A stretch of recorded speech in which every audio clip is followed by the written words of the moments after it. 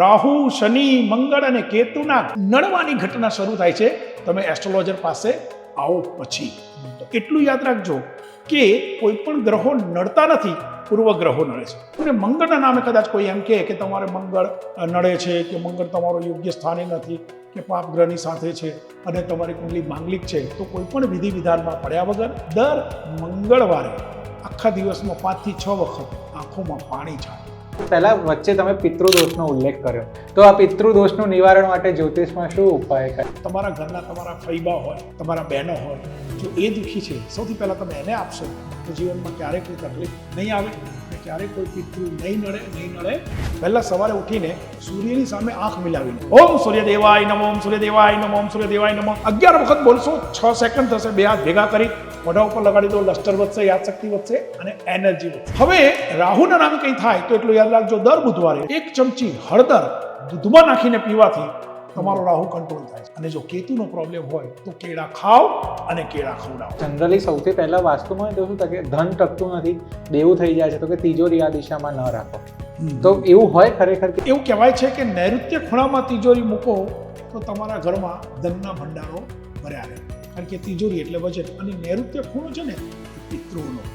તમને એમ થાય છે કે યાર હું બહુ જ સારી રીતે, ખૂબ મહેનત સાથે, બહુ જ ઇન્વોલ્વમેન્ટ સાથે હું મારું કામ કરું છું, તો મને રિઝલ્ટ કેમ નથી મળતું? તો ક્યાંક ને ક્યાંક કાલસર્પ યોગ હોય, કાલસર્પ દોષ હોય તો આવું થાય છે. ખૂબ વિદ્વાન બ્રાહ્મણો પાસે હું શીખેલો છું. એ જ બ્રાહ્મણોના આશીર્વાદથી આજે હું લોકો સુધી પહોંચું છું કે હું હંમેશા કહું છું કે એસ્ટ્રોલોજી એ સાયકોલોજી છે.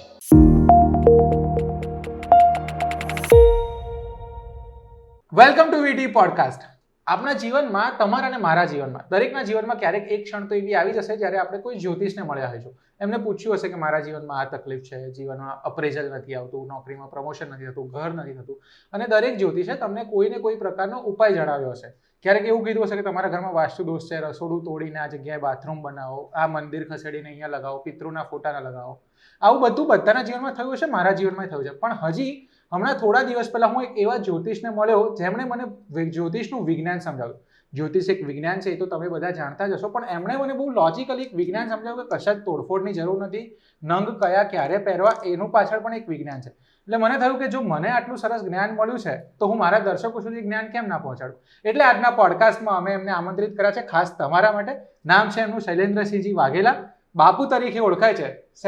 શૈલેન્દ્રસિંહજી, સ્વાગત છે આપનું. જય માતાજી. જય માતાજી. સૌને જય માતાજી. અને મને ખાસ એમના વિશે એક વાત એ કહેવાનું છે કે મૂળ શિક્ષક છે, આમ દરબાર છે. તમે સૌને નામ સાંભળીને એ પણ આશ્ચર્ય થયું હશે કે જ્યોતિષ કેવી રીતે, એટલે બનારસ જઈને એ પૂરેપૂરું રીતે શાસ્ત્રોક્ત વિધિથી ભણ્યા છે અને જ્યોતિષનું જ્ઞાન પ્રાપ્ત કર્યું છે. અને 54 દેશોમાં, એટલે કે લગભગ અડધા વિશ્વમાં અત્યારે વાસ્તુ એક્સપર્ટ અને જ્યોતિષ તરીકે સેવા આપી રહ્યા છે.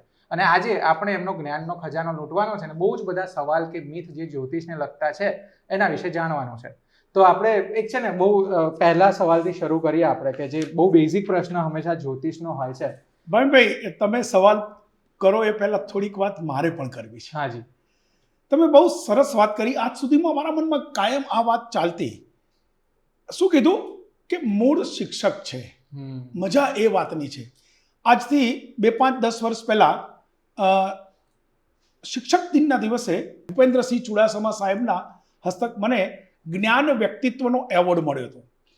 એવી વખતે જ્યારે મને આમંત્રણ આપવામાં આવ્યું, મને બોલાવવામાં આવ્યો, તે વખતે જે તે એનાઉન્સરે એવું કીધું કે બાપુ શિક્ષક હતા. મને જ્યારે સ્ટેજ ઉપર બોલાવ્યો તો બહુ જ નમ્રતા સાથે મેં ભૂપેન્દ્રસિંહ સાહેબ પાસે 1-2 મિનિટ બોલવા માટેની પરમિશન લીધી. મને બોલવાનું કીધું એટલે પછી મેં નમ્રતા સાથે કીધું કે શિક્ષક હતા એ ક્યારેય ના આવે. શિક્ષક જન્મે છે અને શિક્ષક જીવે છે. શિક્ષક આ જીવન શિક્ષક રહે છે. અને એટલું યાદ રાખજો, જે સારા શિક્ષક હશે, જે વિદ્વાન શિક્ષક હશે, એ હંમેશા યંગ રહેશે. કારણ કે યંગ જનરેશન સાથે કામ કરતા કરતા એને પણ ઘણું બધું જીવવાનું અને ઘણું બધું જોવાની ઈચ્છા થાય છે.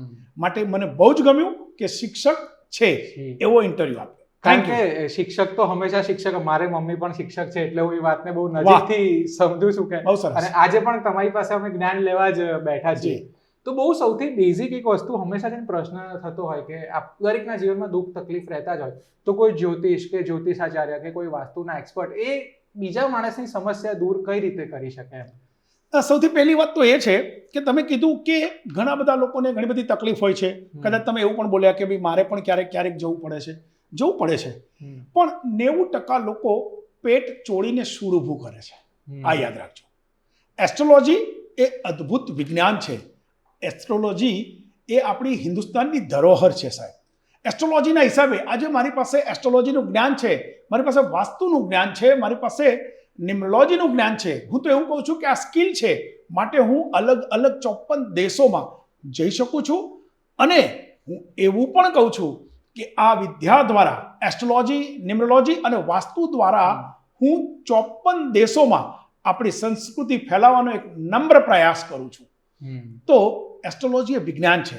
એસ્ટ્રોલોજી એ એટલું અદ્ભુત વિજ્ઞાન છે અને મેથેમેટિક્સ છે, સાયન્સ છે. પણ ઘણી બધી વખત એસ્ટ્રોલોજર્સ ક્યાંક ને ક્યાંક આપણને મિસગાઈડ કરતા હોય છે. એટલે કોઈક વખત આપણને રિઝલ્ટ મળતું નથી. બાકી જો તમે એસ્ટ્રોલોજીમાં વિશ્વાસ કરો, જો તમારી સામે કોઈ વિદ્વાન એસ્ટ્રોલોજર આવી જાય અથવા તો તમારા ભાગ્યમાં કોઈ વિદ્વાન એસ્ટ્રોલોજર હોય તો હું તો ચોક્કસ માનું છું કે એસ્ટ્રોલોજી દ્વારા પણ તમે તમારું જીવન ખૂબ સારી રીતે ચેન્જ કરી શકો છો. એટલે તમે જ્યારે કહો ને જ્યોતિષિક વિજ્ઞાન છે ને, આપણે પછી ગ્રહોની વાત કરતા હોય. જનરલી આપણે કોઈને પણ જ્યોતિષને મળીને તો હોય એવું કુંડળીમાં કે તમને રાહુ નડે છે, તમને કેતુ નડે છે, તમારો મંગળ નબળો છે. તો મારા એક સંબંધી હતા ને હંમેશા મને એવું કહેતા કે લાખો કરોડો કિલોમીટર દૂર રહેલા ગ્રહો કેવી રીતે નડે આપણને એમ. લાખો કરોડો કિલોમીટર દૂર રહેલા ગ્રહો નડે છે કે નથી નડતા, પણ તમે જો સૂર્ય કેટલે બધે દૂર છે છતાં પણ આપણે સૂર્યને તો જોઈ જ શકીએ છીએ. તો વાત એવી છે કે હું હંમેશા એવું કહું છું કે એસ્ટ્રોલોજર્સ શનિ, રાહુ, મંગળ અને કેતુના નામે પોતાની દુકાનો ચલાવે છે. તમને આજ સુધીમાં તમારી આ એજમાં 25 વર્ષના તમે થયા હશો તો 25 વર્ષમાં તમને આજ સુધીમાં કોઈએ તમારા મિત્રએ એવું કીધું કે ભાઈ કાલે કોઈનો ફોન આવ્યો ને એણે મને એવું કીધું છે કે હું રાહુ બોલું છું ને તને નડું છું? સાહેબ, આ ઘટના શરૂ થાય છે નડવાની. રાહુ, શનિ, મંગળ અને કેતુના નડવાની ઘટના શરૂ થાય છે તમે એસ્ટ્રોલોજર પાસે આવો પછી. તો એટલું યાદ રાખજો કે કોઈ પણ ગ્રહો નડતા નથી, પૂર્વ ગ્રહો નડે છે. તમે નક્કી કર્યું છે કે મારા જીવનમાં નથી સારું થતું તો નથી થવાનું. અને તમે સવારે ઉઠીને નક્કી કરો કે હું જે કંઈ પણ કરીશ એ ચોક્કસ કરી શકીશ તો થવાનું છે. અને આ ગ્રહ દોષ દૂર કરવા માટે છે ને જનરલી બધા વીંટી આપતા હોય છે કે તમે ગુરુનો નંગ કર્યો કે મેં ચંદ્રનો નંગ પહેર્યો છે. તો એ કેટલું અસરકારક અને એને સિદ્ધ કરવા માટે પાછા અલગ મંત્રોચ્ચારની વિધિ. તો મતલબ તમે એક્સપર્ટ છો આ બાબતના. તમને જ્યારે પણ તમે કોઈ વ્યક્તિને જોશો તો લગભગ આપણામાંથી ઘણા બધા લોકોએ કાં તો ગુરુ પહેર્યો હશે, જે આ ગુરુ આને પોખરાજ કહેવાય, યલો પોખરાજ, ગુરુ પહેર્યો હશે, કાં તો ચંદ્ર પહેર્યો હશે. વધારેમાં વધારે લોકો ચંદ્ર પહેરે છે. હવે ચંદ્ર છે ને થોડોક સસ્તો છે અને હાથ વગો છે એટલે આપણે પહેરી લીધો. હવે તમે જોજો જેને ચંદ્ર પહેર્યો હશે એમાંથી લગભગ લોકોને તમે પૂછો કે તમે ચંદ્ર કેમ પહેર્યો? કઈ નહીં યાર, આ મમ્મીએ છે ને મારામાં ગુસ્સો બહુ છે ને મને બહુ ગુસ્સો આવે છે એટલે મમ્મીએ મને ચંદ્ર પહેરાવ્યો. એવી જ રીતે મંગળની વાત હશે. તમે મંગળ કેમ પહેર્યો? મમ્મીએ કોઈ એસ્ટ્રોલોજરને બતાવ્યું અને એ એસ્ટ્રોલોજરે એવું કીધું મંગળ પહેરાવો સારું થઈ જશે. કેટલા વર્ષથી પહેરો છો? 30 વર્ષથી પહેરું છું. વાત એવી છે કે ચંદ્ર, મંગળ, હું ગ્રહો પહેરવાની ના પાડું છું. હું કહું છું કે તમે તમારા પોતાનામાં વિશ્વાસ રાખો, તમે પોતે નક્કી કરો એટલું જ ભગવાન આપશે. મેં હંમેશા સ્ટેજ ઉપરથી આ વાત કરેલી છે કે ઉनको તો દેના હૈ, ઉनको તો એટલે કે ભગવાનને, ઉनको તો દેના હૈ, હमें લેના નહીં આતા. તો બસ આટલી વાત યાદ રાખજો કે તમે નંગો નહીં પહેરો, તમે ગ્રહો નહીં પહેરો, તમે વીટીઓ નહીં પહેરો તો પણ તમારા જીવનમાં સારું થશે જ.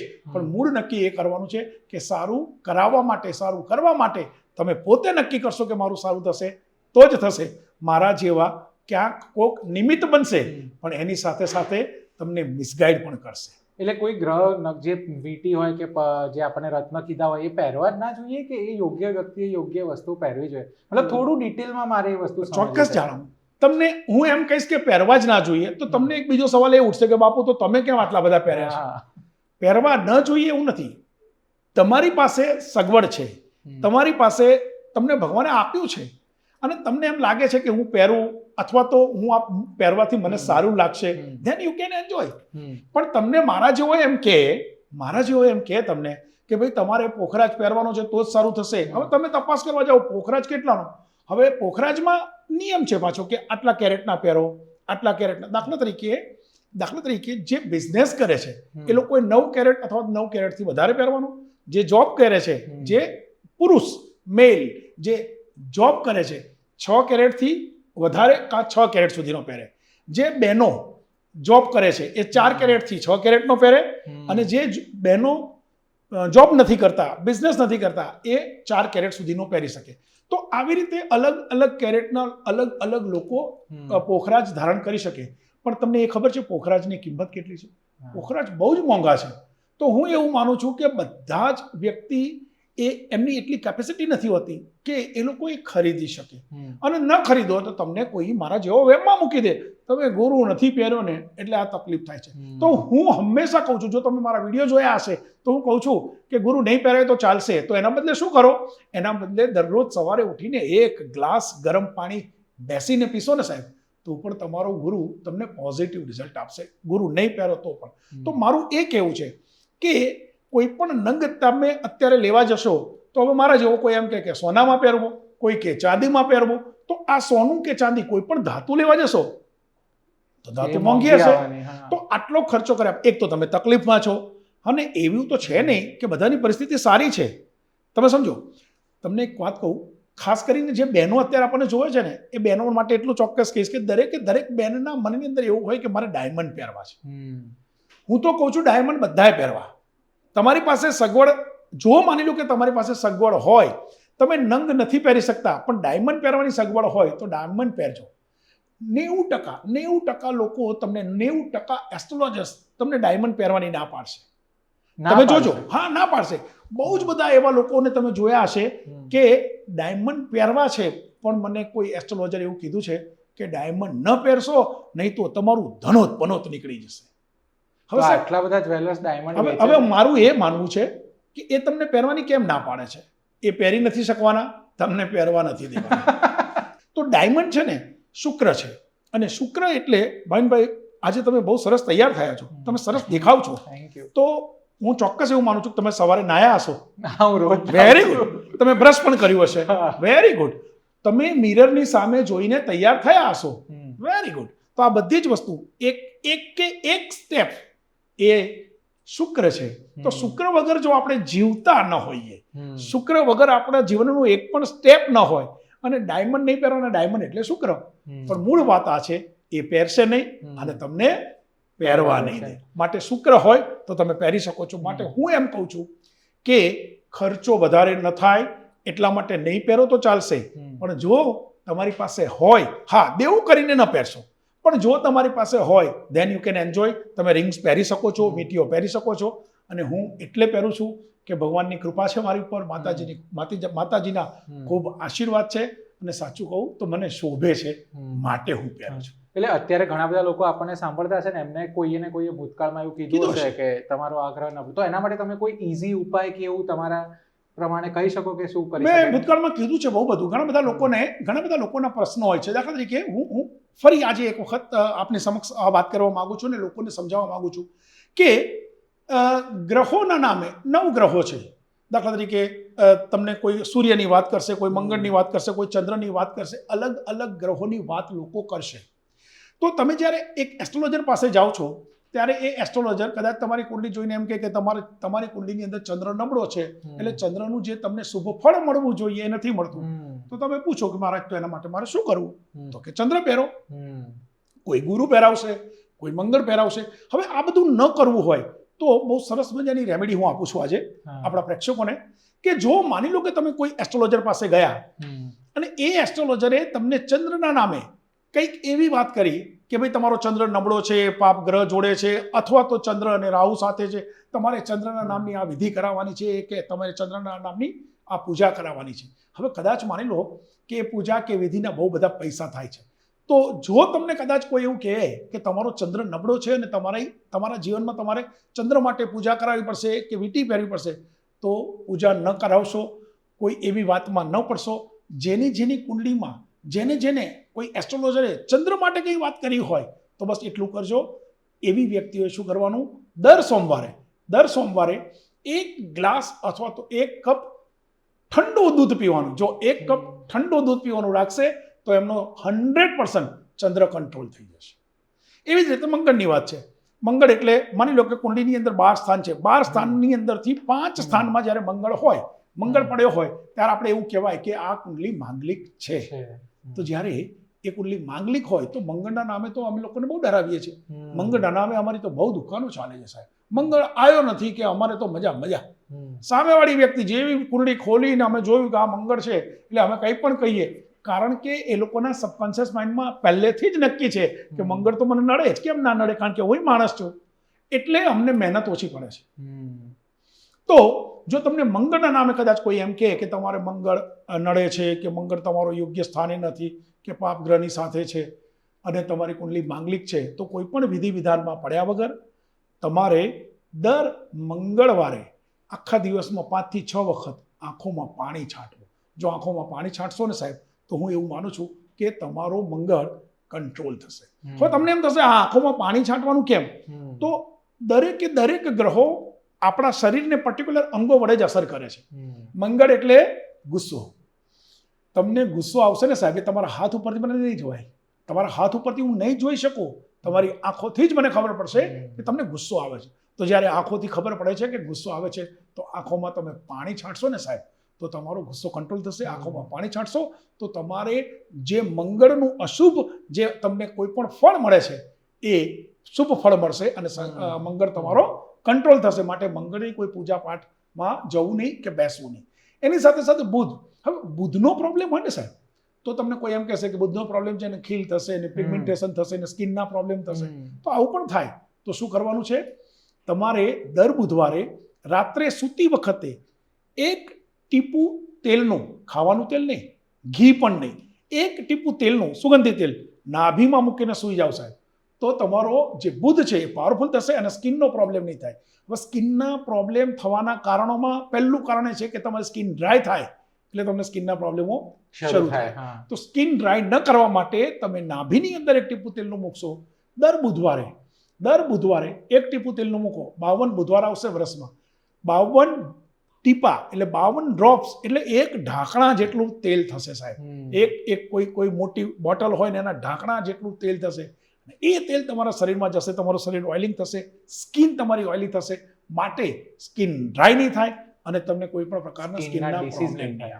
તો તમે દર બુધવારે 1 ટીપું તેલનું તમે જ્યારે નાભીમાં મૂકીને સૂવો છો તો બુધની કોઈ પણ આડઅસર થતી નથી. એવી જ રીતે ગુરુ છે ને સાહેબ, ઈગો વાળો ગ્રહ છે.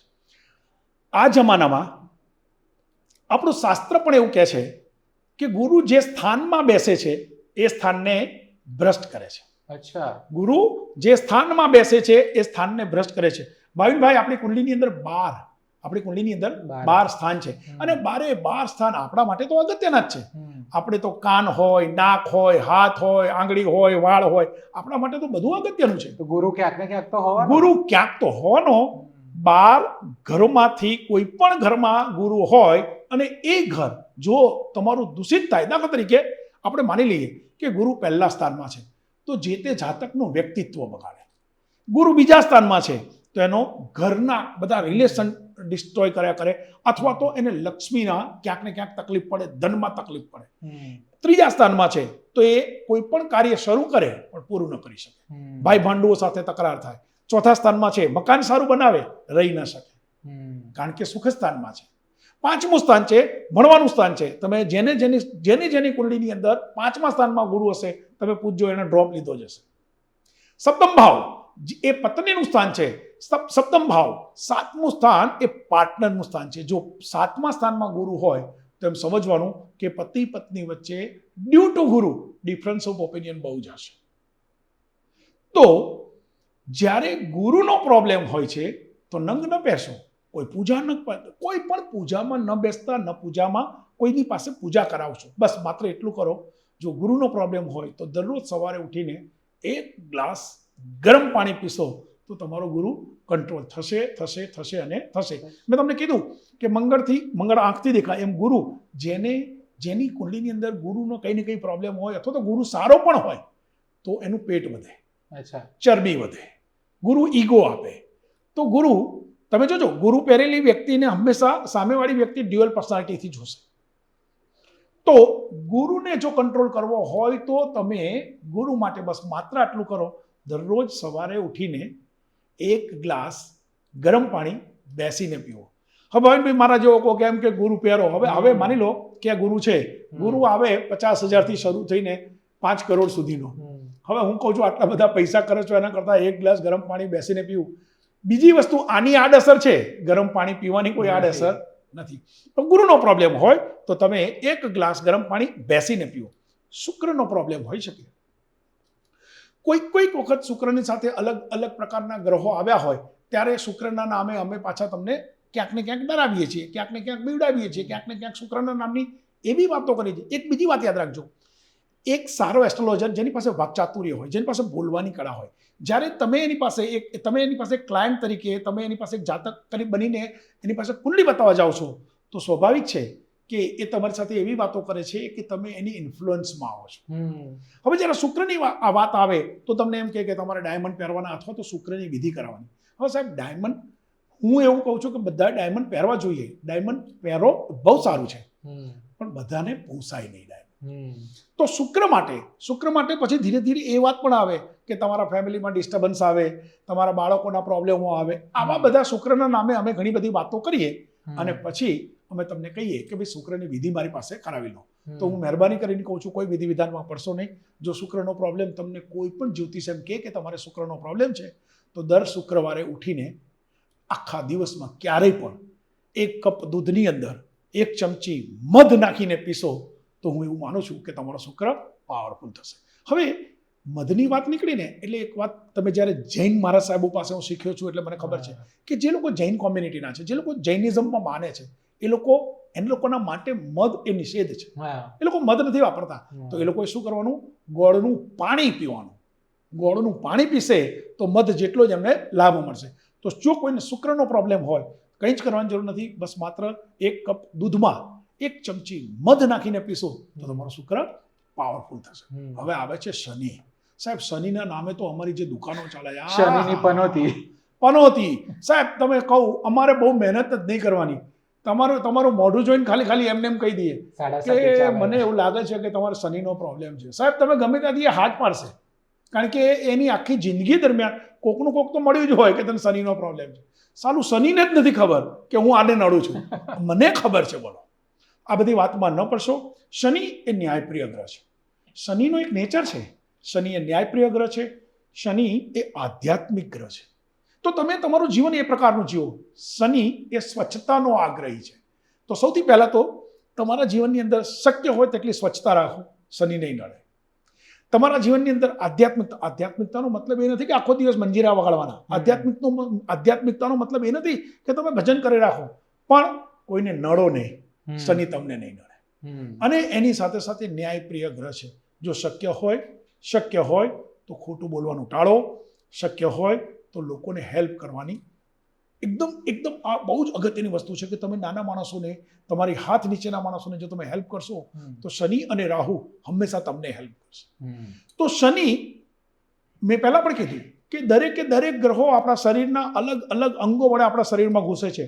તો શનિ છે ને, શનિ એ દાંત વડે આપણા શરીરમાં ઘૂસે છે.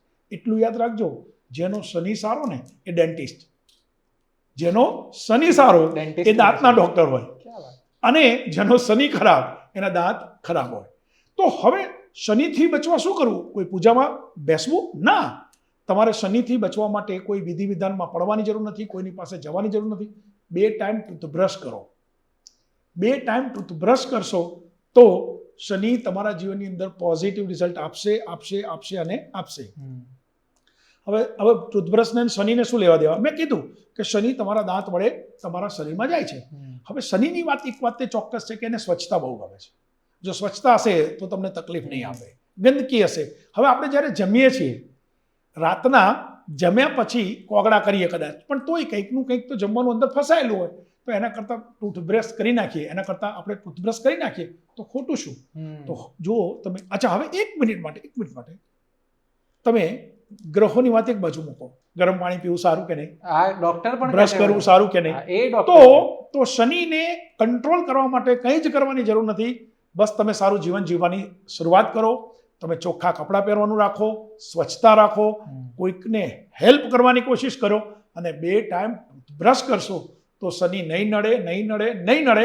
અને પનોતી હશે, માની લો કે તમારા જીવનમાં પનોતી હશે, તો પણ એ સમય દરમિયાન તમારા જીવનમાં જે કામ ન થયું હોય એ કામ પૂરું થશે અને થશે. તો શનિ માટે આવું છે. તો હવે શનિ પછી આપણે રવિ ઉપર આવીએ. જો રવિવાર તમને કોઈ એમ કે તમારો સૂર્ય નબળો છે, કે હા સૂર્ય નબળો હોય તો ઘણું બધું થાય તમારા જીવનમાં, કે તમારે મહેનત બહુ કરવી પડે, તમને સફળતા ન મળે. પણ સૂર્ય નબળો હોય તો બસ માત્ર આટલું કરો, દરરોજ સવારે ઉઠીને વહેલા સવારે ઉઠીને સૂર્યની સામે 2 હાથ આમ કરી ઓમ સૂર્યદેવાય નમો, સૂર્યની સામે આંખ મિલાવીને, ઉગતા સૂર્યની સામે તમે આંખ મિલાવી શકશો. ઓમ સૂર્યદેવાય નમો, ઓમ સૂર્યદેવાય નમો, ઓમ સૂર્યદેવાય નમો 11 વખત બોલો. 11 વખત બોલશો 6 સેકન્ડ થશે. 2 હાથ ભેગા કરી મોઢા ઉપર લગાડી દો, લસ્ટર વધશે, યાદશક્તિ વધશે અને એનર્જી વધશે. સૂર્ય હંમેશા તમને સપોર્ટ કરશે. તો સૂર્યની વાત આવે તો ઉગતા સૂર્યના દર્શન કરો, અને રવિવારે શક્ય હોય તમારે જે ખાવું એ ખાજો, પણ આખા દિવસમાં એક વાર દૂધી ખાવાનું રાખશો તો હંમેશા સૂર્ય તમને સપોર્ટ કરશે. આ બધા ગ્રહોની તો વાત કરી. હવે આપણે રાહુ ને કેતુની વાત કરીએ. સાહેબ રાહુના નામે પણ અમે બહુ ડરાવીએ લોકોને. તો રાહુના નામે જો તમને કોઈ કદાચ કંઈ એમ કે ભાઈ તમારો રાહુ આમ છે ને રાહુના હિસાબે તમને તકલીફ પડશે ને રાહુ તમારી પાછળ પડી ગયો છે, રાહુને તો ખબર જ ના હોય. આ વાત અમે જ કહીએ. હવે રાહુના નામે કંઈ થાય તો એટલું યાદ રાખજો, દર બુધવારે 1 ચમચી હળદર દૂધમાં નાખીને પીવાથી તમારો રાહુ કંટ્રોલ થાય છે. અને જો કેતુનો પ્રોબ્લેમ હોય તો કેળા ખાઓ અને કેળા ખવડાવો. કેળા જેટલા પણ તમે ખાશો ને જેટલા ખવડાવશો એટલો કેતુ તમને પોઝિટિવ રિઝલ્ટ આપશે. આ વાત થઈ ગ્રહોની. આ વાત થઈ કે અગર તમને કોઈ એસ્ટ્રોલોજર પાસે જાઓ છો અને એ એસ્ટ્રોલોજર તમને ગ્રહોના નામે કોઈ વિધિ વિધાન કરવાની વાત કરે છે, તમને કોઈ વીંટી પહેરવાની વાત કરે છે, અને એમાં એ ખાસ યાદ રાખજો, મારા જેવો એસ્ટ્રોલોજર એમ કે તમારે ફલાણો નંગ પહેરવાનો છે ને એ નંગ મારી પાસેથી જ લેવાનો છે, તો એમ સમજી લેવાનું. જય માતાજી. તો બાપુ તમે જે ગ્રહોની વાત કરી, જનરલી બધા વિધિ કે ને પહેરવાનું કે તમે સાયન્ટિફિક રીતે વાત કરી, ઘણા બધા એવા ઉપાય કીધા છે ડોક્ટર પણ સજેસ્ટ કરતા હોય કે વજન વધી જાય તો પણ ગરમ પાણી પીવાનું, કે આંખમાં પાણી છાંટવાનું, મારા જીવન ચશ્મા હોય તો એને ખાસ કરતા, એટલે બહુ સાયન્ટિફિક વાત કરી. એટલે આઈ થિંક દર્શકોને કદાચ આ વસ્તુ વધારે ઇન્ટરેસ્ટિંગ અને ગળે ઉતરે એવી વાત લાગે છે. પણ મારે એક વસ્તુ એ પૂછ્યું છે કે મારા જે એક મિત્ર છે જેના લગ્ન નથી થઈ રહ્યા, 33 વર્ષની એમની ઉંમર છે, એને ઘણા બધા જ્યોતિષ એવું કીધું કે તમને મંગળ નડે છે ને તો 28 વર્ષે, 26 વર્ષે કે 32 વર્ષે એમ જ તમારા લગ્ન થશે. તો આ વાત સાચી ખરી કે મંગળ નડવાથી લગ્ન થાય? અને સાચી હોય કે ના સાચી હોય તો આમાં ઉપાય શું કરવો? હવે આનો પહેલો જવાબ હું આપું છું કે આ વાત સાચી નથી, પણ હવે એમાં આપણે ડીપમાં જઈએ. વાત એવી છે કે હું હંમેશા કહું છું કે એસ્ટ્રોલોજી એ સાયકોલોજી છે. એસ્ટ્રોલોજી એ સાયકોલોજી છે. આપણે સૌ નાનપણથી આ વાતો સાંભળતા આવ્યા છે. આપણે સૌ નાનપણથી મંગળના નામે કંઈક ને કંઈક ખોટી વાતો મનમાં સંઘરતા આવ્યા છે. હવે તમને પહેલેથી જ કહી દેવામાં આવ્યું છે કે મંગળ છે ને એટલે 28 વર્ષ પછી જ તમારા લગ્ન થશે. એટલે સાચી વાત એ કહું તમને સાહેબ, પ્રયત્ન કરવાનું છોડી દેજે લોકો કે ભાઈ યાર ખાલી મહેનત કરવી, 28 વર્ષ પછી જ થવાનું છે. પણ એવું નથી. મારી પાસે એવી કેટલી કુંડળીઓ છે કે જે માંગલિક છે અને છતાં પણ 23મા વર્ષે એમના લગ્ન થયા છે. તો એ વાતમાં ન પડશો કે મંગળના હિસાબે તમારા લગ્ન મોડા થાય છે. પછી પાછું એવું પણ આવે છે 28 થઈ ગયા ને હવે મંગળ તમારું કંઈ ના કરી શકે. પછી પાછો મારા જેવો કોઈક મળે 32મા વર્ષે પાછો જાગૃત થાય. એમ કરીને કોઈ પણ રીતે અમારે તો તમને અમારા સકંજામાં લેવાના હોય, ત્યાં રોજ આવતો રહે આવો બસ. તો વાત એવી છે કે માની લો કે તમે તમારા મિત્રની વાત કરો છો અને એ મિત્રના 28 વર્ષે કે 30 વર્ષે કે 32 વર્ષે, સાચી વાત એ છે કે આ લગ્ન છે ને સાહેબ ઉપરથી આપણે બધા કહીએ છીએ ઉપરથી નક્કી થઈને આવે છે.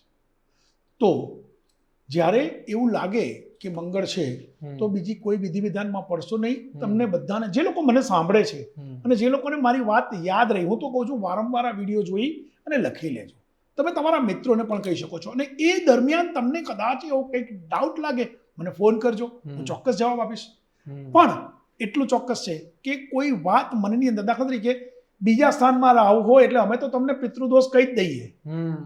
કેમ પિતૃદોષ હોય? આપણા બાપા આપણને કેમ તકલીફ આપે? કોઈ દિવસ ના હોય.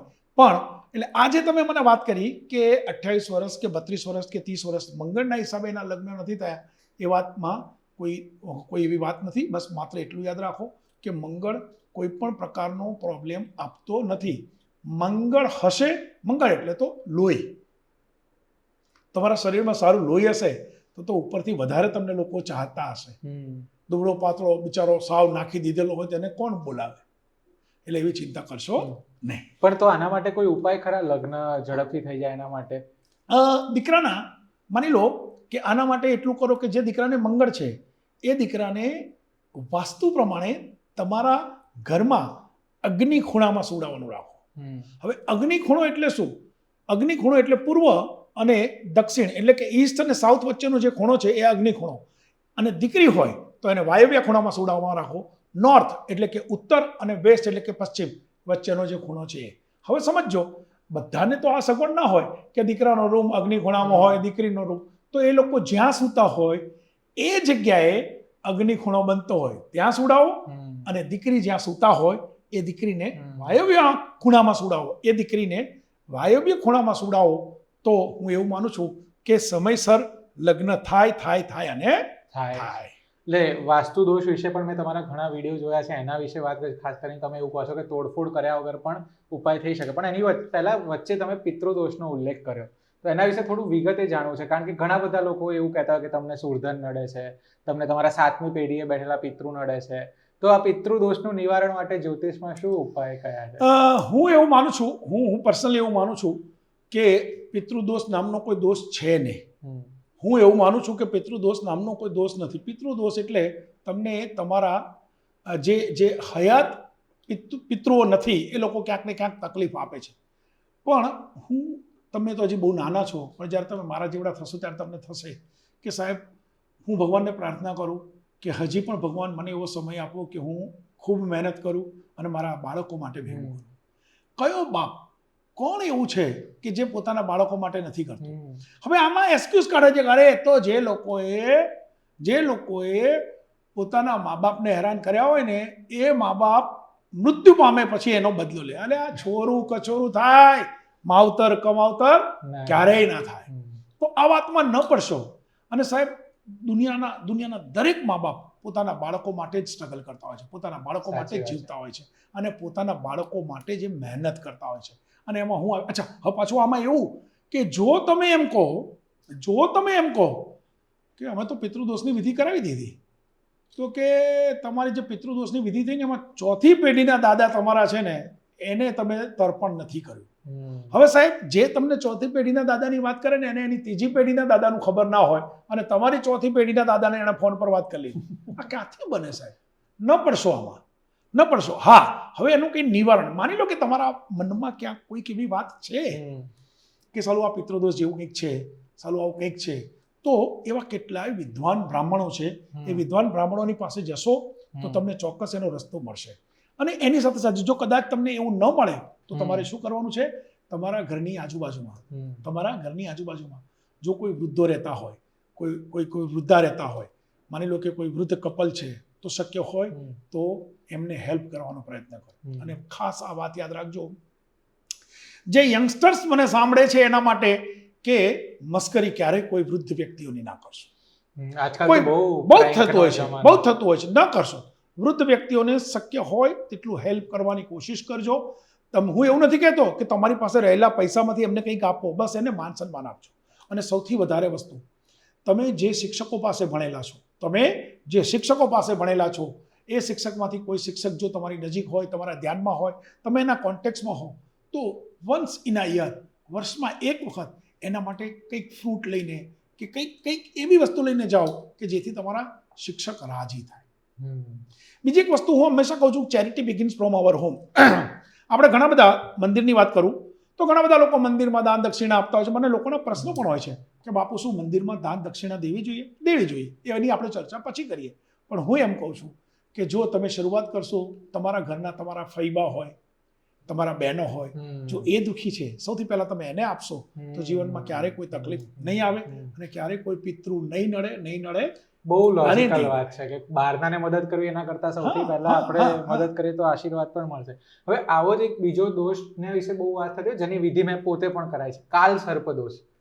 તો આમાં શું હોય છે? હવે મેં પહેલા વાત કરી કે રાહુ ના નામે અમે લોકો બહુ જ બધાને ક્યાંક ને ક્યાંક મિસગાઈડ કરતા હોઈએ છીએ. તો રાહુ અને કેતુની વચ્ચે આપણી કુંડળીની અંદર 12 સ્થાન છે. આપણી કુંડળીની અંદર 12 સ્થાન છે. હવે રાહુ અને કેતુ હંમેશા બધી જ કુંડળીની અંદર સામે સપ્તમ ભાવમાં હોય. એક પહેલો માની લો કે પહેલા સ્થાનમાં રાહુ હોય તો કેતુ 7મા સ્થાનમાં હોય, બીજે હોય તો 8મે હોય. એવી રીતે ટૂંકમાં રાહુ અને કેતુ હંમેશા સામે હોય.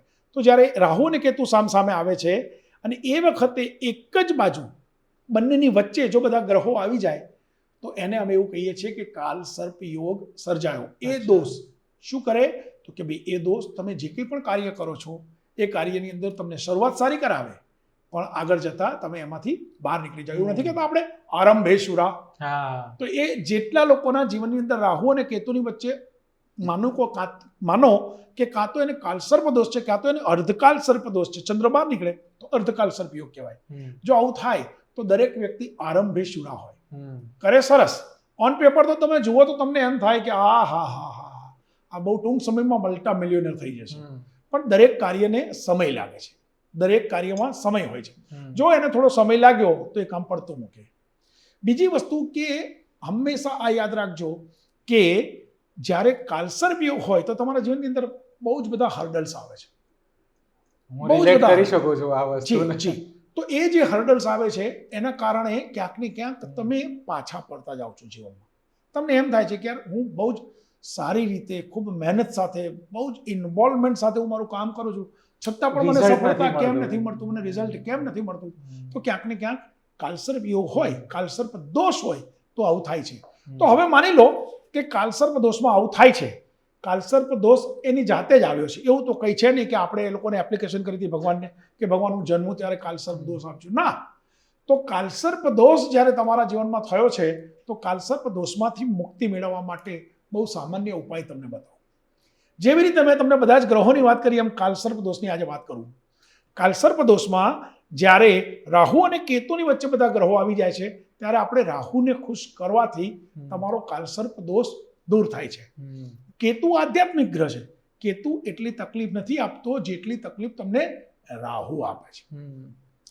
હવે બાપુને બોલા કે राहु को खुश करना है, हमें तो करना है, लेकिन राहु है कहाँ? Who is Rahu and where is Rahu?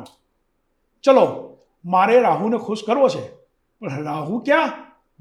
तो जे कीड़ा तमे जोई नथी शकता एवा कीड़ाने कंई खवडावो पीडावो तो राहु तरत खुश थाय। એટલે કીડિયારું પૂરવા જેવી વાત હું તમને એ જ વાત કરવા જાઉં છું। જે કીડા તમે જોઈ નથી શકતા એવા કીડાને કંઈ ખવડાવો પીડાવો તો રાહુ તરત ખુશ થાય।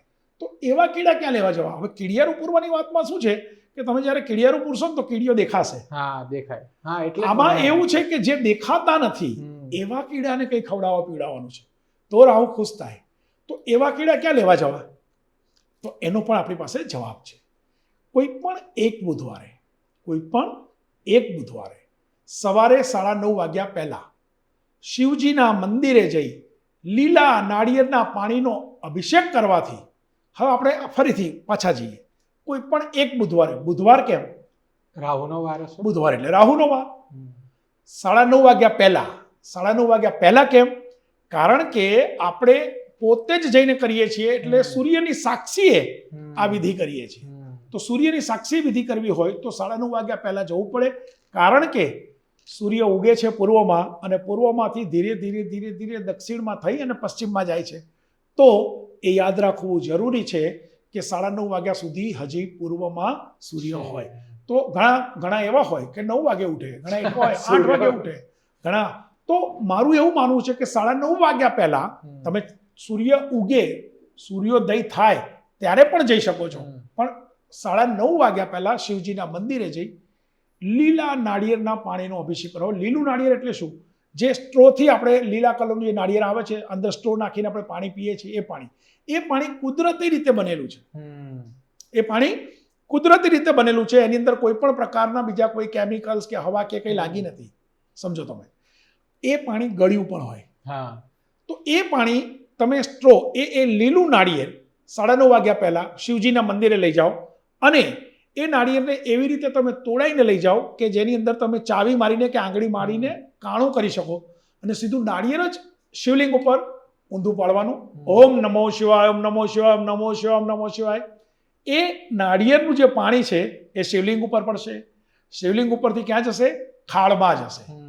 એ જે પાણી છે એ હંમેશા ગટરમાં ખાળમાં જાય છે, અને ખાળમાં અસંખ્ય કીડા હશે, જે કીડાને તમે ને હું જોઈ શકતા નથી. એ કીડા આ પાણી પીશે, એ કીડા આ પાણી પીશે, રાહુ ખુશ થશે. 10 મિનિટ તમારે પોતાને મંદિરમાં જવાથી તમારો કાલસર્પ યોગનો દોષ પૂરો થાય છે. બોલો અંબે માત કી જય. હવે આ અંબે માત કી જય બોલાય ને એટલે હમણાં જ આપણે નવરાત્રીના હજી બહુ દિવસ નથી ગયા, પણ આનાથી મને યાદ આવ્યું કે તમારા એક વિડીયોમાં તમે એવું કહો છો કે ઉપવાસ ન કરવા જોઈએ. હવે આપણે તો જનરલી સોમવાર કરતા હોઈએ, મંગળવાર કરતા હોઈએ, 16 સોમવારનું વ્રત, 11, એટલે હવે એના પાછળનું પણ મને જ્યોતિષની સાથે સાયન્સ સમજવું છે.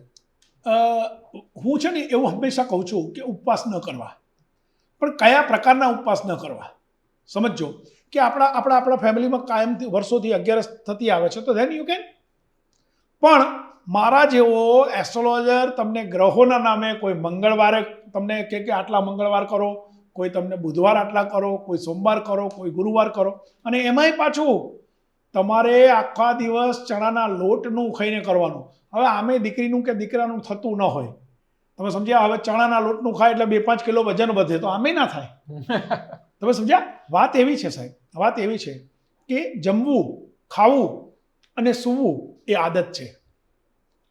જમવું એટલે કે ખાવું અને સૂવું એ આદત છે. તમે દરરોજ બપોરે 1 વાગે જમતા હશો ને, તો તમને 1 વાગે ને એટલે આપણે એવું કહીએ છીએ પેટમાં બિલાડા બોલે.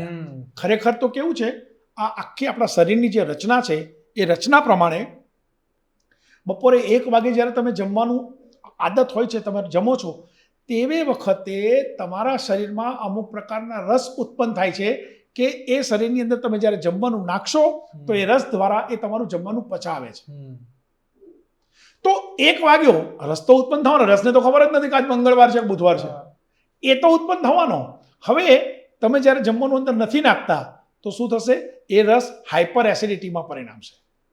કોઈક મને માથું, તમે જોજો ઉપવાસ જે દિવસે કરે, મને તો આ તો ઉપવાસમાં બહુ માથું દુખે ભાઈ, મને તો લાઈ બળે પેટમાં, આવી બધી જે વાતો કરેતા હોય એમ સમજવાનું. હું એવું માનું છું કે આપણી પોતાની આંતરડી આપણે કકડાવીએ એના કરતાં કોકની ઠારીએ તો જલ્દી રિઝલ્ટ મળે કે નહીં? તમે ભૂખ્યા રહો એના કરતાં એ દિવસે તમે નક્કી કરો તમે ખૂબ ખાશો અને તમે કોકને ખવડાવશો, તો હું એવું માનું છું કે ચોક્કસ તમને ઉપવાસ કરવાની પાછળનો હેતુ બસ માત્ર આટલો છે કે આપણું સારું થાય, આપણા અટકેલા કામ પૂરા થાય. તો ઉપવાસ કરવામાં બસ તમે ભૂખ્યા ન રહેશો, એના બદલે કોકને ખવડાવશો, તો હું એવું માનું છું કે તમારું કામ થશે થશે થશે અને થશે. બાકી વાત આવે છે 11ની કે માની લો કે આપણે ચોથ કરતા હોઈએ છીએ, તો એવા બધી વખતે આપણું મૂળ વાત આ છે કે આ બધી વસ્તુમાં આપણે જમવાનું ખરેખર ખોરાક બદલીએ છીએ. એ દિવસે દાળ ભાત શાક રોટલી નથી ખાતા, પણ એ દિવસે કંઈક રાજગરાનું આ કરીએ છીએ કે મોરિયાનું આ કરીએ છીએ. પણ એ બધી વસ્તુનો કંટ્રોલ કરશો તો હું એવું માનું છું ઉપવાસનું નામ દીધા વગર બસ માત્ર તમે આહાર જે તમે ભોજન જે લો છો એની પદ્ધતિ તમે બદલો છો, પણ ઉપવાસના નામે જો કદાચ તમને એમ લાગતું હોય કે ઉપવાસથી સારું થાય છે તો તમે તો ખાઓ પણ કોકને ખવડાવો. સાહેબ જો એવું થતું હોય ને તો હિન્દુસ્તાનમાં એવા કેટલાય લોકો છે જે બિચારા એક જ ટાઈમ જમે છે. સમજ્યા તમે? તો એવો ન વિચારશો. ઉપવાસથી સારું થાય છે, બસ માત્ર એટલું યાદ રાખજો, કોકનું સારું કરવાથી આપણું સારું થાય છે. હમણાં છેલ્લે અમે જે પોડકાસ્ટ કર્યું હતું ને એમાં જે ગેસ્ટ હતા એમણે એ જ કીધું કે ખાવા માટે નસીબ જોઈએ અને સારું ખાવા માટે સારા નસીબ જોઈએ. એક્ઝેક્ટ. એટલે એવી વાત છે ને, ઘણા લોકો એવું કહે છે કે તમે છે ને પથારી પલંગ ખરીદી શકો છો, ઊંઘ નથી કરી શકતા. એટલે આ ફિલોસોફી છે, સારો પલંગ હોય ને ઘરમાં એસી હોય તો ઊંઘ આવે જ. તમે સમજ્યા? આ તો બધી વાતો છે, પણ મૂળ વાત આ છે કે એ એસી ને પલંગ લાવવા માટે પણ તમારી એક નિયત હોવી જોઈએ, તમારી પાસે બધું સગવડતા હોવી જોઈએ.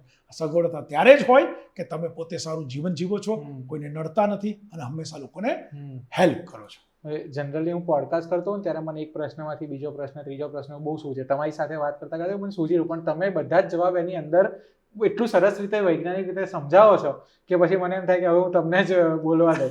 પણ એનાથી મારે એક ખાસ ટોપિક જે કવર કરવો છે, જેના પણ તમે એક્સપર્ટ છો, એ છે વાસ્તુનો.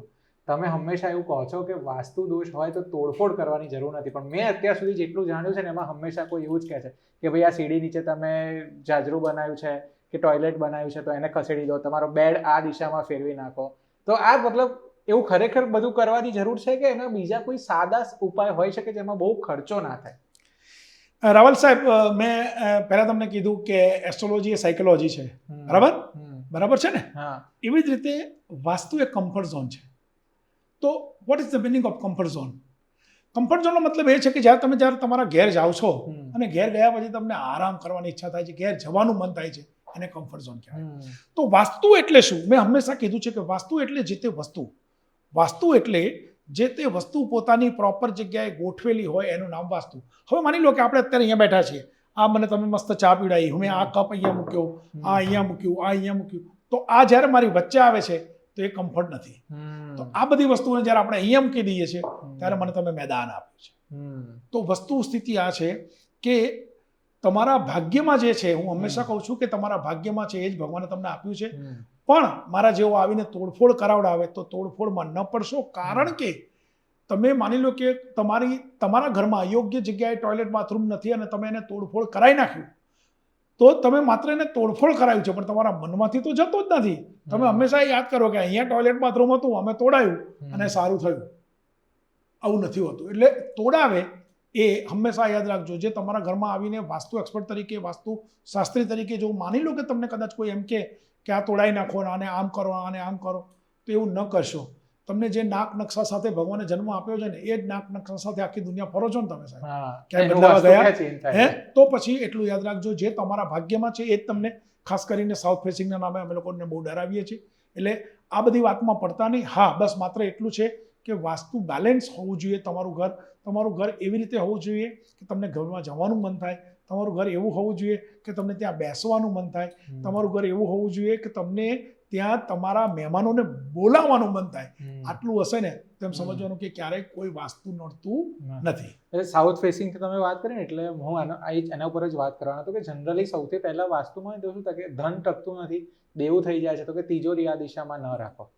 તો એવું હોય ખરેખર કે તિજોરી કોઈ સ્પેસિફિક દિશામાં જ રાખવી? કેમ કે એવું પણ કે દક્ષિણ દિશામાં લક્ષ્મીજી નથી રહેતા કે દક્ષિણ દિશામાં, મને એક્ઝેક્ટલી ખ્યાલ નથી, તમે થોડું વિગતવાર એને. હું એવું માનું છું કે વાસ્તુના નિયમો છે. નિયમો પ્રમાણે વાસ્તુમાં પૂર્વ દિશા ખાલી હોવી જોઈએ અને ઉત્તર દિશા ખાલી હોવી જોઈએ. પૂર્વ અને ઉત્તર જ્યારે ખાલી હશે અને તમારા ઘરમાં સાઉથ એટલે કે દક્ષિણ અને પશ્ચિમમાં વજન હશે તો તમારું ઘર બેલેન્સ થશે. એવું કહેવાય કે વાસ્તુ બેલેન્સ ક્યારે થાય કે આ જગ્યાએ વજન હોય ને આ જગ્યાએ વજન ના હોય તો તિજોરી એટલે વજન. એવું કહેવાય છે કે નૈઋત્ય ખૂણામાં તિજોરી મૂકો તો તમારા ઘરમાં ધનના ભંડારો ભર્યા રહે. કારણ કે તિજોરી એટલે વજન અને નૈઋત્ય ખૂણો છે ને એ પિતૃઓનો ખૂણો છે અને પિતૃઓ તમારું ધન સાચવે છે. ત્યાં મૂકેલું ધન વધે છે, ચોરાતું નથી અને ખોટું વપરાતું નથી. માટે એવું કહેવાય છે કે નૈઋત્ય ખૂણામાં તમે પૈસો મૂકશો તો તમારો પૈસો વધશે. હા. અચ્છા, એક વાસ્તુને લઈને એ પણ હોય કે ઘરમાં પિતૃના ફોટા ના રાખશો અથવા મંદિર આ દિશામાં રાખજો. તો મંદિરને રાખવાની યોગ્ય દિશા કઈ? પણ મંદિર તો મને એમ થાય કે પોતે જ ભગવાન છે, તો ભગવાનને પણ એવું હોય. આમ આપણે એવું કહીએ કે હવામાં ભગવાન છે, તો પછી એની સ્પેસિફિક દિશા કેમ? જનરલી એવું કહેવાય છે કે પૂર્વ દિશા આપણે બહુ પવિત્ર દિશા માનીએ છીએ. પૂર્વ અને ઉત્તરમાં કુબેર ભંડારનો વાસ છે. તો પૂર્વ અને ઉત્તરનો જે ખૂણો છે ઈશાન ખૂણો છે અને ઈશાન ખૂણાની જે સ્વામી છે એ શિવજી પોતે છે. માટે આપણે એવું નક્કી કર્યું કે ભાઈ ઈશાન ખૂણામાં પૂજા હોવી જોઈએ. તમારા ઘરમાં સગવડતા છે, જેમ આપણે બેડરૂમમાં સૂઈએ છીએ, રસોડામાં રસોઈ બનાવીએ છીએ, કિચનમાં રસોઈ બનાવીએ છીએ, બાથરૂમમાં નાહીએ ધોઈએ છીએ, એવી રીતે ઈશાન ખૂણામાં પૂજા હોવી જોઈએ. પણ તમે કીધું એ પ્રમાણે ભગવાનની જે ઈચ્છા હશે ને એ જ થશે. તો તમારા ઘરમાં ઈશાન ખૂણામાં ભગવાન મૂકવાની જગ્યા નથી કે ભગવાનને બેસાડવાની જગ્યા નથી કે મંદિર બનાવવાની જગ્યા નથી, તો મંદિર તમારે ક્યાંય પણ બનાવી શકો, પણ એટલું યાદ રાખો કે મંદિરની અંદર બહુ બધા ભગવાન ના હોવા જોઈએ. તમને ખબર છે આજકાલ મંદિરમાં એટલા બધા ભગવાનો હોય છે સાહેબ, આપણે તો શોધવા પડે કે કયા ભગવાન ક્યાં બેઠા છે. અને એમાંય તમારા મમ્મીને પૂછજો કે મમ્મી જ્યારે જાત્રા કરવા જાય ને ક્યાંય પણ, તો જે જગ્યાએ જાત્રા કરવા જાય ને એ જગ્યાથી એ ભગવાનને લઈ આવે. ખબર છે એમને કે આપણા ઘરમાં મંદિરમાં જગ્યા નથી, તો ભગવાનને આગા પાછા શું થાય, નવા ભગવાન લાયા ને એટલે એનું માન સન્માન વધારે હોય. પેલા ભગવાન થોડા જૂના થઈ ગયા એટલે હટાવે ને પેલા નવા. ખાસ કરીને બહેનો આ બહુ કરે છે. તો મહેરબાની કરીને બહેનો એટલું જ કહું કે તમારે ઘરની અંદર મંદિર હોય, મંદિરની અંદર બહુ બધા ભગવાન ન હોવા જોઈએ. અને ખાસ કરીને યાદ રાખો, મંદિર કોઈ પણ જગ્યાએ હોય, મંદિરની અંદર તમે જે ભગવાનને બેસાડો છો, આસન આપો છો, એ પીળા કલરનું જ હોવું જોઈએ, અને મંદિરની ઉપર જે કર્ટન છે, જે પડદો છે, એ લાલ કલરનો જ હોય. તો મંદિર ક્યાંય પણ મૂકશો તો કોઈ પણ પ્રકારનો દોષ નહીં લાગે અને નહીં લાગે. વાસ્તુ અને જ્યોતિષ વિશે મારી પાસે એટલા બધા ટોપિક્સ અને સવાલો છે ને તમે જે રીતે સમજાવી રહ્યા છો મને એમ થાય છે કે હું પૂછતો જ જાઉં.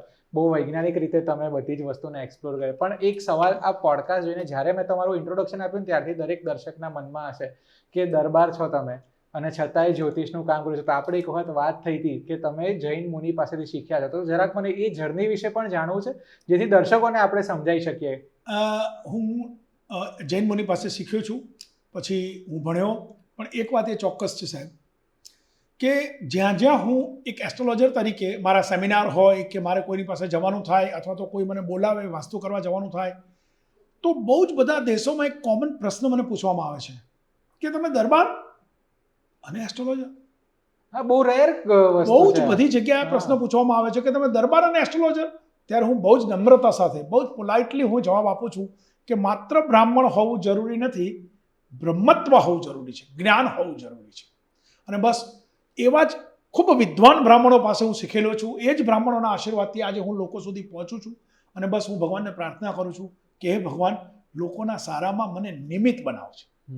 વાત આવે છે જૈન મુનિઓની. જૈન ફિલોસોફીને હું બહુ જ માનું છું. જૈન ફિલોસોફી એ સંયમના માર્ગે જીવતા શીખવે છે. તો જો તમારા જીવનમાં ક્યાંક કોઈક જૈન મુનિ સાથેનો સંપર્ક હોય અને તમને એમ લાગે કે મારે જૈન મુનિ સાથે ઘરોબો વધારવો છે, જૈન મુનિની પાસે જ્ઞાન લેવા જવું છે, એની પાસેથી કંઈક સંસ્કાર જેવું કંઈક પામવું છે, તો હું ચોક્કસ માનું છું કે કોઈ જૈન મુનિનો હાથ પકડશો તો ઘણા બધા જૈન મુનિઓ એવા છે કે જે લોકો બહુ જ ઇન્ટેલિજન્ટ છે, જે લોકો તમને સારામાં સારું જ્ઞાન આપી શકે. તો બસ જો તમારી પાસે આ હશે, તમારી પાસે નિયત હશે અને તમે નક્કી કરશો કે હે ભગવાન, મને લોકોના સારામાં નિમિત્ત બનાવો, તો ચોક્કસ તમને ભગવાન નિમિત્ત બનાવશે. અને જ્યારે હું આ પોડકાસ્ટ માટે તમને મળવાનું તો રિસર્ચ કર્યું ત્યારે મેં તમારો એક વિડીયો જોયો શંખેશ્વર વિશેનો, અને તમારા વિડીયોમાં તો મેં વાત સાંભળી જ, પણ મેં બધા જૈન મિત્રો પાસેથી પણ સાંભળ્યું કે જીવનમાં એક વખત તો શંખેશ્વર જવું જ. તમે જરા શંખેશ્વરનું મહત્વ. શંખેશ્વર પાર્શ્વનાથ ભગવાન પ્રેમસુરી મહારાજ સાહેબે બનાવેલું 108 જિનાલય બહુ અદ્ભુત જૈન દેરાસર છે. શંખેશ્વરમાં હાઈવે ઉપર બનેલું જે મૂળ મંદિર છે એનાથી થોડે દૂર છે. શંખેશ્વરમાં હાઈવે ઉપર બનાવેલું પ્રેમસુરી મહારાજ સાહેબે 108 જિનાલય. એમાં તમે જ્યારે એ મંદિરમાં જાઓ છો ત્યારે બહુ જ મોટી પાર્શ્વનાથ દાદાની મૂર્તિ છે. એ મૂર્તિના દર્શન કરતા પહેલાં તમે નાની 108 ડેરી છે, એ નાની 108 ડેરી છે, એમાં 81 નંબરની ડેરી જ્યાં સ્તંભન પાર્શ્વનાથ દાદા છે. આ સ્તંભન પાર્શ્વનાથ દાદા એટલે ખંભાતના છે. હવે હું મારો પોતાનો અનુભવ એવું કહે છે કે જો તમે શંખેશ્વર જાઓ અને એ 81 નંબરની ડેરી સ્તંભન પાર્શ્વનાથ દાદાને મંદિરે જઈ તમારા મનની અંદર, જેમ અત્યારે તમે ને હું વાત કરીએ છીએ એમ દાદા સાથે વાત કરવાની છે. કોઈ ઘી નથી માનવાનું, કોઈ દાન દક્ષિણા નથી દેવાની, કોઈ પણ પ્રકારના ફળ ફૂલ કંઈ ધરાવવાના નથી. બસ માત્ર ત્યાં જઈ તમારા મનની જે કંઈ પણ વાત છે એ સ્તંભન પાર્શ્વનાથ દાદાને તમે જો કહેશો તો હું ચોક્કસ માનું છું કે તમને એનું શુભ ફળ મળશે અને તમારું કાર્ય થશે. તમે સ્તંભન પાર્શ્વનાથ દાદાના મંદિરેથી એ ડેરીએથી થોડાક આગળ નીકળશો તો ત્યાં પદ્માવતી માતાનો ગોખ છે. હવે પદ્માવતી માતાનો જે ગોખ છે એની એક્ઝેક્ટ સામે ઉપર સેલિંગમાં શ્રીયંત્ર છે. આમ જનરલી આપણે લોકો ઉપર જોતા નથી એટલે આપણને ખબર નથી, પણ હવે જાઓ તો જોજો, ત્યાં પદ્માવતી માતાના ગોખની સામે શ્રીયંત્રની એક્ઝેક્ટ નીચે ઊભા રહી અને એક શ્લોક બોલવાનો છે, બરાબર સાંભળજો. ઓમ પદ્માવતી પદ્મનેત્રે પદ્માસને લક્ષ્મીદાયની વાંછા પૂર્ણી રિદ્ધિ સિદ્ધિ કુરુ સ્વાહા. જો આટલું બોલશો તો હું એવું માનું છું કે પદ્માવતી માતાના 4 હાથ તમારી ઉપર હશે અને તરત જ એમની બાજુમાં લક્ષ્મીજી માતાનો ગોખ છે, ત્યાં પણ તમારે એક શ્લોક બોલવાનો છે, ઓમ રીમ શ્રીમ મહાલક્ષ્મી પુરઈ કુરુ સ્વાહા. બસ આટલું બોલો. એક વખત શંખેશ્વર જજો, સ્તંભન પાર્શ્વનાથ દાદાના દર્શન કરજો. હવે જે લોકો દક્ષિણ ગુજરાતમાં રહે છે, જે લોકો દક્ષિણ ગુજરાતમાં એટલે કે જે લોકો બરોડા તરફ રહે છે, એ લોકો કદાચ માની લો કે શંખેશ્વર નથી જઈ શકતા તો ખંભાતમાં સ્તંભન પાર્શ્વનાથ દાદાનું બહુ જ અદ્ભુત મંદિર છે. ત્યાં જઈને પણ તમે જો દર્શન કરશો અને તમારા મનની અંદર રહેલા પ્રશ્નો દાદા સાથે જો શેર કરશો તો હું ચોક્કસ માનું છું કે તમારા કામ થશે. એટલે આપણે છે ને આજે જ્યોતિષ વિશે ને આ શંખેશ્વર વિશે બહુ જ જુદા જુદા મુદ્દાઓ પર વાત કરીને હજી બહુ બધા સવાલ છે. દર્શકોના પણ બહુ સવાલ હશે, તો આપણે એક વાસ્તુ ઉપર ને હજી બીજા સવાલો ઉપર ને દર્શકો જે આમાં કમેન્ટ કરશે એના સવાલો ઉપર એક બીજો એપિસોડ કરીશું. પણ આ બધાની વચ્ચે આપણે એક લાઈવ ડેમો લેવો છે. જી મારી ટીમમાંથી કોઈ વ્યક્તિને હું અહીંયા બોલાવું ને એ તમારી સાથે એકદમ લાઈવ વાત કરે, જે જોવા વાળા લોકો છે એમને પણ કદાચ વધારે બોલો. મારી જોબમાં કે મારે પ્રોફેશનમાં કે કોઈ બી કામમાં હું મહેનત તો કરું છું, 100% આપું છું, પણ મને એટલું રિઝલ્ટ નહીં મળતું જે જોઈએ છે મારે. શું નામ છે બેટા આપનું? નિધિ પંચાલ. નિધિ પંચાલ. નિધિ, તમારું જે મુખારવિંદ છે ને, તમારું મોઢું જોઈને મને એમ ચોક્કસ થાય છે કે તમારા જીવનમાં સક્સેસ મળશે જ. પણ શરૂઆત તમે જ્યારે કરો છો ને ત્યારે તમે પોતે એવું નક્કી કરો છો કે શું મને આમાં સફળતા મળશે કે નહીં મળે. તો શરૂઆત જો સારી કરશો તો હંમેશા એટલું યાદ રાખજો કે તમને સફળતા મળશે ને મળશે. એક બીજી વાત કહી દઉં બેટા, કે તમારા જેવી જ્યારે દીકરી આવી સરસ સંસ્થામાં જોબ કરે છે અને ઘણા બધા લોકો તમારી સાથે જોડાયેલા છે, ઇન્ટેલિજન્ટ લોકો તમને હેલ્પ કરે છે, તો હંમેશા દરેક વ્યક્તિને એવું બનવું છે કે ભાઈ હું પણ કંઈક સેલિબ્રિટી હોઉં. તો એટલું યાદ રાખજો, જ્યારે કોઈ પણ મહિલા નાકમાં આ જે નોઝ રિંગ પહેરી છે ને સાહેબ, એ પહેરશો ને તો આ યાદ રાખજો તમારો પ્રોગ્રેસ ગોળ ગોળ ફરશે. તમે જ્યાં હશો ત્યાં ને ત્યાં રહેશો, આગળ નહીં આવી શકો. તો સૌથી પહેલું એ કરો, આજે જ ઘેર જઈ નોઝ રિંગ કાઢી નાખો. તમે પેલું ડાયમંડ જેવું કંઈક આવે ને શું કહેવાય છે, ચૂક કહેવાય, શું કહેવાય, કંઈક એવું પહેરી શકો તમે. પણ આ જે નોઝ રિંગ ક્યારે ન પહેરો. તમે આજ સુધીમાં ક્યારે પણ કોઈ પણ સેલિબ્રિટી મહિલાને નોઝ રિંગ પહેરેલા નહીં જોયા હોય. તો જો તમારે આગળ વધવું હોય તો નોઝ રિંગ તમે બંધ કરી દો અને નોઝ રિંગના બદલે બીજું કંઈ તમે નાકમાં પહેરી શકો છો. મેં તમારા હાથમાં, હું એસ્ટ્રોલોજર છું, એસ્ટ્રોલોજર હોઉં એટલે સ્વાભાવિક છે કે હું હંમેશા લોકોનો સ્ટડી કરતો હોઉં છું. બેનના હાથમાં મેં કાચબો જોયો. अब हम पूछेंगे कि बेटे आपने टॉर्टोइस क्यों पहना है, तो यही जवाब होगा, अब मुझे तो पता नहीं, इसने दिया मैंने पहन लिया. તમે આ કાચબો કેમ પહેર્યો છે બેટા? મમ્મીએ આપ્યો. સાહેબ આ ઇન્ટરનેશનલ જવાબ છે. મમ્મીએ આપ્યો, મમ્મીએ પહેરાયો. મમ્મીને કોણે પહેરાયો એ ખબર નથી.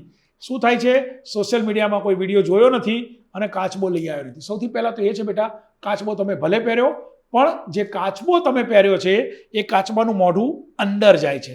હંમેશા યાદ રાખજો, કાચબો એટલે ટોર્ટોઇસ, એનું બીજું નામ છે અકુપાર. અકુપાર એટલે કાચબાની ઉપર આખી પૃથ્વી છે.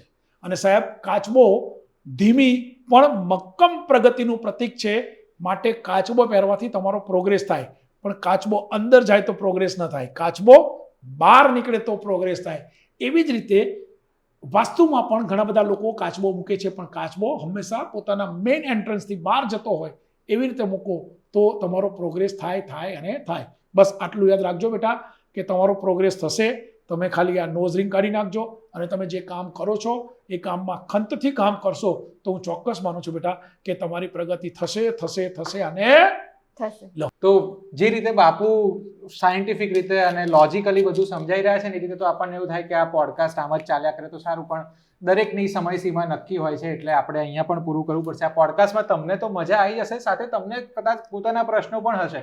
એ પ્રશ્નો તમે અમને કમેન્ટમાં પૂછી શકો છો. અમે બાપુ સાથે એક બીજો પોડકાસ્ટ જરૂરથી કરવાના છીએ જેમાં તમારા પ્રશ્નોનો સમાવેશ કરીશું. આ ઉપરાંત એમની કોન્ટેક્ટ ડિટેલ્સ આ વિડીયોના નીચે ડિસ્ક્રિપ્શનમાં આપેલી છે, એના ઉપર તમે એમનો સંપર્ક કરીને પણ એમનું માર્ગદર્શન મેળવી શકો છો. થેન્ક યુ શૈલેન્દ્રસિંહજી બાપુ, તમે અમને આટલો સરસ સમય આપ્યો, આટલું ડિટેલમાં વાત કરી. અને હવે બાકીના જે પ્રશ્નો છે ઘણા બધા એ આપણે નેક્સ્ટ વિડીયોમાં ઝડપથી મળીને કરીશું. ખૂબ ખૂબ આભાર ભૂદેવ, મને પણ બહુ મજા આવી ગઈ આપની સાથે. અને બસ બહુ જ જલ્દી પાછા મળીશું. અને હું તો ભગવાનને પ્રાર્થના કરું આ જીવન જ્યાં સુધી હું કામ કરું છું ત્યાં સુધી તમારા લોકો સાથે જોડાયેલો રહું અને આપણે બધા ભેગા થઈ અને સમાજની સેવા કરી શકીએ. ચોક્કસ. જય માતા. જય માતાજી. આ પોડકાસ્ટમાં બહુ જ નાના મોટા જુદા જુદા સવાલો વિશે ચર્ચા થઈ અને આઈ હોપ તમને મજા આવી હશે. કયા ગ્રહ નડે, કયા ન નડે, કયા પૂર્વગ્રહ નડે, એના વિશે બહુ જ વ્યવસ્થિત રીતે આપણે સમજ્યા છીએ. જો તમને આના વિશે વધારે પ્રશ્નો હોય ને તો આ વિડીયોને કમેન્ટમાં અમને જણાવજો. એટલે બીજા એપિસોડમાં અમે બાપુને સીધા જ તમારા સવાલોના જવાબ પૂછીશું અને બીજો એપિસોડ પણ જરૂર એમની સાથે કરીશું. આ ઉપરાંત જો તમારે બાપુને સીધી જ વાત કરવી હોય તો આ વિડીયોના ડિસ્ક્રિપ્શનમાં તમને એમનો કોન્ટેક્ટ નંબર, એમના વેબસાઇટની લિંક અને સંપર્ક સૂત્ર મળી જશે. એના ઉપર પણ તમે એમની સાથે વાતચીત કરી શકો છો. હવે હું તમને મળીશ એક નવા પોડકાસ્ટ સાથે, એક નવા એપિસોડ સાથે, એક નવા ગેસ્ટ સાથે આવતા શુક્રવારે. ત્યાં સુધી જોતા રહો VTVGujarati.com અને આ ચેનલને સબસ્ક્રાઇબ કરવાનું ના ભૂલતા.